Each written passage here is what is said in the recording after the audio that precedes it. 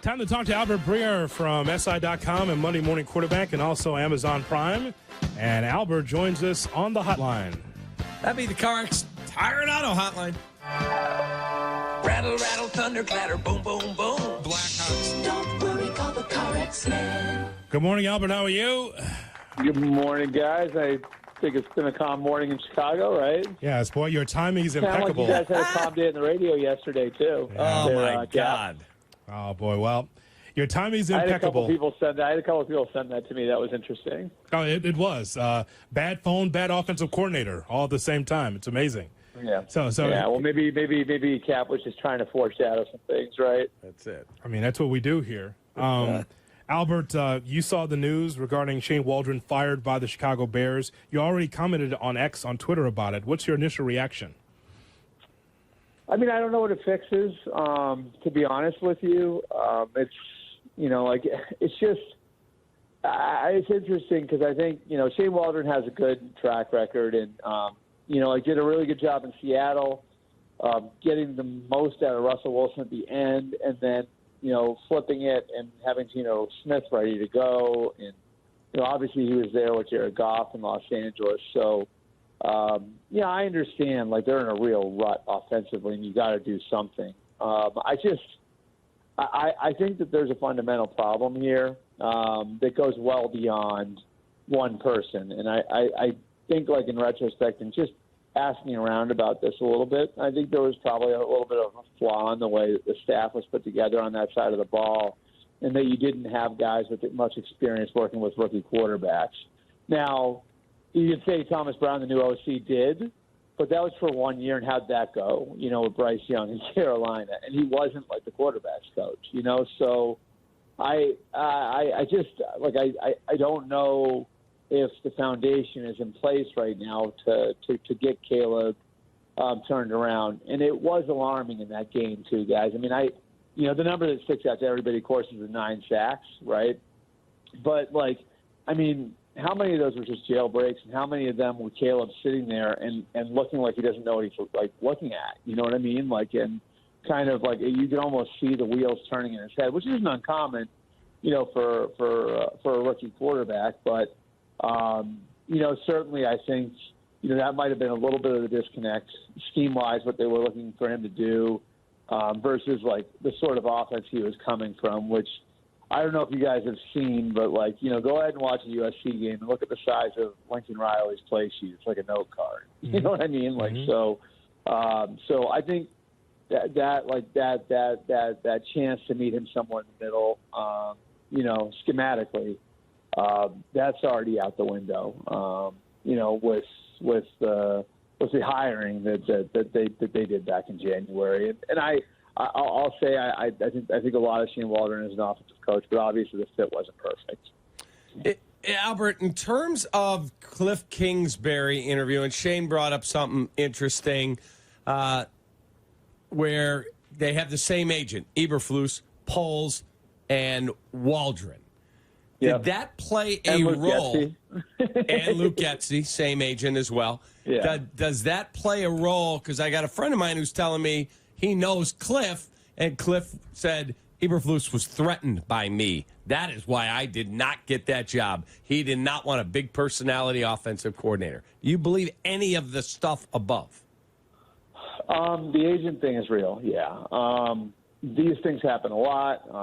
You guys know who the agent is, right? Trace Armstrong. Yeah, the former Bear. Right. So, there's obviously that piece of it, where Trace is, obviously for good reason, a respected name in Chicago and with the Bears organization too. That's not uncommon. That you'll see these sort of arranged marriages. Trace did something similar in Carolina with Matt Rule and Joe Brady, who's coming from the college level. Mm-hmm. In a lot of cases when you're hiring a new head coach and the head coach comes in. What'll happen, and this is this is very common. The coaches will do professional development stuff in April and May and June, and so you'll have a guy who's a head coaching candidate, and through his agent, he'll be put in touch with some prospective candidates, defensive coordinator candidates, prospective GM candidates, And that's how those things sort of come about. So I don't think like it's anything crazy or off the wall. Now, like if you're asking me, did it have, was it a factor in going with Shane over Cliff Kingsbury? Maybe it was, But I also would say this, like, I love Cliff. Like, I would tell you this, though. Like, there were a lot of people in the league who thought Washington was crazy for hiring Cliff, and, like they were obviously all wrong about that.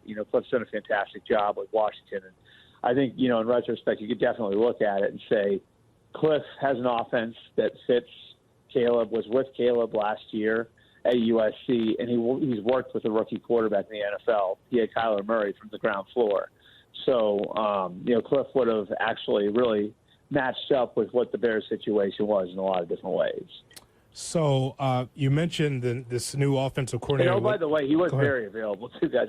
I don't want to throw another log in the fire here, but when the Raiders went to hire him, it was like the Raiders weren't willing to go to a third year, which they had picked Cliff to be their offensive coordinator, and they did not want to go to a third year on the contract, which is how Washington swooped in at the last minute and got him. So it's not like the guy. It's not like the guy wasn't available. Like, you could have gone and gotten him without question. The thing we don't know, Cap, is, again, Kingsbury comes to the Bears. Does this mean that it works sonically? I mean, it works well for Washington, but is it an automatic? Yes, they have a relationship, but, again, it's on Caleb Williams to be able to get the job done. Yeah, is it not? Fair. I mean, we don't know. I mean, you can't tell me Cliff Kingsbury is that inept, right? What do you mean that? I mean, not Cliff Kingsbury. Shane Waldron isn't. No, he's not Shane's inept. not inept. No. I mean, it's just sort of what you have experience doing, and I think that's something that's again, like, that's a factor. One of the things, like, and I'll tell you this, like, one of the things Dan Quinn really liked about Cliff is that Cliff did have that experience working with Kyler, and like, so he's seen what it looks like, and he knows what the transition's like. I mean, he was a quarterback in the NFL too, which helps. Cliff had come from that sort of offense at Texas Tech when he was a player. So Cliff had all of this experience having worked with rookie quarterbacks in the past, So I think all of that's a factor. I mean, I would go back and like look at the infrastructure, the quarterbacking infrastructure that Kevin O'Connell has in place. There in Minnesota, right? Like, he has Wes Phillips as his offensive coordinator. Well, Wes was in Dallas with Dak Prescott when he was a rookie. He has Josh McCown on his staff, who has been in the quarterback's room with God knows how many, rookie quarterbacks over the course of his over the course of his playing career. So like, I think that's more what it is. It's not like who's inept and who's not. I mean, I think what you can do is you can dig into what the experience is of the people working at the position, and like, here's the reality. Like, the reality is they really didn't have anybody who was that hands-on with a rookie quarterback. I mean, you can say Thomas Brown, but he's not a quarterbacks guy. You know what I mean? Like, he hasn't really coached the position. So who do you have that really has the experience, hands-on, ground floor, building the guy up? You don't have that guy in the staff, and I think, again, in retrospect, I wouldn't have said this back in January and February, so I'm not some sort of genius here, but in retrospect, you can see that as being a pretty significant hole in how they put the staff together. Especially having the knowledge that they were going to take a quarterback out of the sort of offense that Lincoln Riley runs coming into the NFL. Hey, Albert, hang on. We got a few more for you. We're talking Bears with Albert Breer from Thursday Night Football on Amazon, Monday Morning Quarterback at SI.com. We'll be right back. Cap, you were telling me earlier that there's some players that's in that locker room that says, we like Caleb Williams, but maybe he should take a breather and instead of having Caleb go with Tyson Bagent, correct? Yeah, I mean, there was a report yesterday from Schefter, and Albert, I've done, some reporting on this, that there are players and people in the building that think we're not benching him for his career, but he would be better served by taking a break and letting Tyson Bagent play. And I know Eberflus had to address it right from the jump yesterday. Caleb's our starter. Have you heard that as well? No, I think that was smart of Flus to do that, show like that he does have confidence in the rookie quarterback, because that's really such an important element of where he's at right now, is making sure but the kid's confidence is where it needs to be. So that's the first piece of it. That's why you do it that way. I don't know if there'd be a real bit of benefit to him sitting down now, guys. I mean, once you sort of pull the ripcord and you go, I just think it can be damaging to a player that is placed in the team if you don't let him fight through it. And so, I can see if this was like a bad month and a half. You know what I mean? But I actually thought in that Washington game he compartmentalized his struggles for the first three quarters and was able to turn it around and played really well in the fourth quarter. And he's had a couple of tough weeks since, but there are lessons in that too. So I don't know. I tend to I'm all for sitting a quarterback to begin with, but I think once you pull the ripcord, most often the best thing to do is to let him work through any sort of struggles that he might have. So, what's been going on since Eberflus got here, Albert, was, okay, we're going to tank and we're going to level the franchise and give you 3 wins. Then we try to get better and get to 7 wins because Montez Sweat is added. Has there been any positive news about Eberflus and the way he's a head coach this season from your sources? Anyone saying, hey, you know what, for his third year, give this guy a chance, it's going to be better? Yeah, I think it's quiet. And obviously year 3. Look, like Matt Nagy made the playoffs 2 times in 4 years, right? I think I'm right about that. That's correct. And I'm not saying the situation is completely analogous. It's not what Ryan Poles and Matt Eberflus inherited was basically a down to the studs rebuild, and but the record was never going to be exactly the same. You can't line them up, next to each other. But, most coaches don't survive, don't survive 3 years without making the playoffs. That's just the reality of it. And, Robert Saleh was actually one example of a guy who did.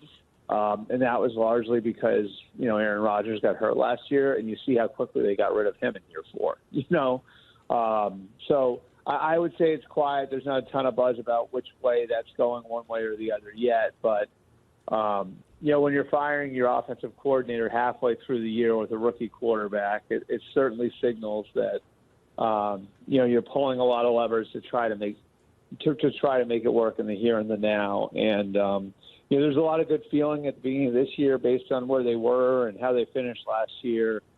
That's now dissipated. And, I think it's fair to say that, there are a lot of things that everyone's working through now to try to figure out what they're going to do with the franchise going forward. I don't think the McCaskies will do anything else in midseason, but clearly, coming out of year 1 with Caleb Williams and going into 2025, that's going to be a very important juncture for the franchise. Do people in the league look at Caleb and go, uh-oh, might have a bust in Chicago, or do they feel like that this is more a coaching thing? I don't think so. I mean, I think, the feedback I've gotten on them is, the receiver situation, is it as good as we thought, right? So is Keenan Allen like what we thought, or is there a reason why the Bears were able to get him for a 4th-round pick, right? Right. So you add him, you get DJ Moore, who's a really good player, and then you got Roma Dunze, who's adjusting to the NFL. I mean, it sounded really good, and again, I thought it looked really good coming in, but if Keenan Allen's getting old and Roma Dunze's going through an adjustment to the pros, then is it really as good as maybe it looked on paper? And then the offensive line, is that as good as you thought it would be? So, the feedback I've gotten is, are they separating the way that they should on the outside? Are there open receivers? Are there easy plays? Are there layups for Caleb Williams to take out there? And I don't know that that's where they're at. That's really what you have to do for a rookie quarterback. Is you have to help him with personnel. You have to help him with scheme. You have to give him layups. You have to make things easier on him. And I think that's sort of the question now. Is is he reverting to playing the way he was in a tough situation last year at USC? That team wasn't very good. You see it now, what USC looks like now. Is he reverting to playing the way he was at USC because he's not being supported the way that he needs to be supported, the way that, say, Jaden Daniels, who I'd argue might have worse personnel in Washington, is being supported there. Albert, as always, we appreciate the time. Thanks for coming on the show.